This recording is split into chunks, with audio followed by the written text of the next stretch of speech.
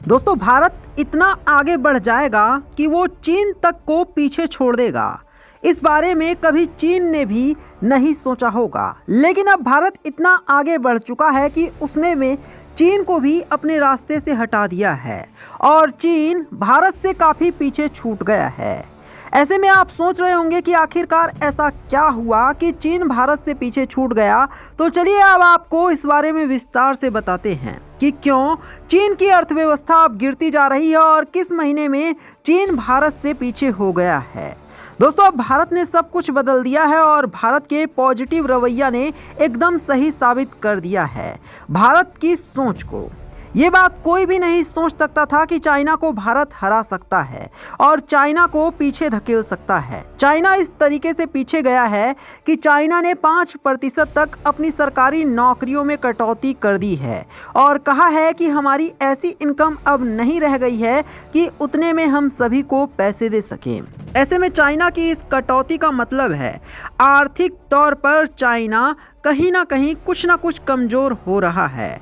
अब इसी बीच में चाइना के बहुत सारे सेक्टर पर भारत का कब्जा हो रहा है। आपको एप्पल कंपनी के बारे में तो याद ही होगा कि कैसे एप्पल कंपनी ने अब चाइना में अपनी सारी फैक्ट्रियों को पूरी तरह से बंद कर दिया है और वो भारत में शिफ्ट हो गया है। ऐसे में अब एप्पल की बड़ी बड़ी और कंपनियां भारत में खुल गई हैं और धीरे धीरे करके एप्पल अपना सारा काम अब भारत से ही ऑपरेट करने वाला है। ऐसे में चाइना को इससे अच्छा खासा नुकसान हुआ है और ये तो सिर्फ एक उदाहरण है।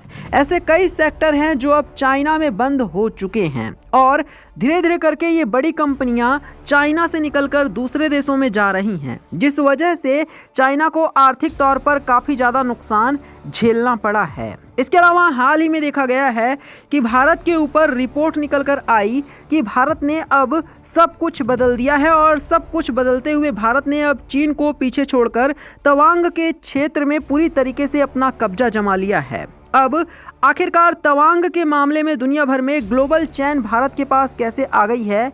दुनिया का सबसे बड़ा दवा आपूर्तिकर्ता अब भारत बन गया है। आप सोच रहे होंगे ऐसा क्यों, तो आपको बता दें कि अब बहुत सी चीज़ें बदल गई हैं और महामारी के बाद खास तौर पर जिस तरीके से देखा गया कि जैसे महामारी आई और उसके बाद चाइना ने सब कुछ बंद कर दिया और दुनिया भर में ना तो उसकी दवाइयाँ पहुँचने लगी ना तो उसका कच्चा माल पहुँचने लगा। ऐसे में दुनिया भर के देश अब दूसरे देशों पर ध्यान दे रहे हैं। अमेरिका के साथ भारत की दोस्ती हुई तो समीकरण भी बदल रहे हैं और अमेरिका भी अब चाह रहा है कि वो भारत की मदद करे तरह तरह के ग्लोबल सप्लाई चेन में आने के लिए। इसके अलावा भारत इस सेक्टर में पूरी तरीके से ध्यान दे रहा है और यही वजह है कि भारत ने दुनिया भर में अपनी दवाओं को सप्लाई करना शुरू कर दिया है और अब चाइना कई सेक्टरों में भारत से पीछे होता जा रहा है।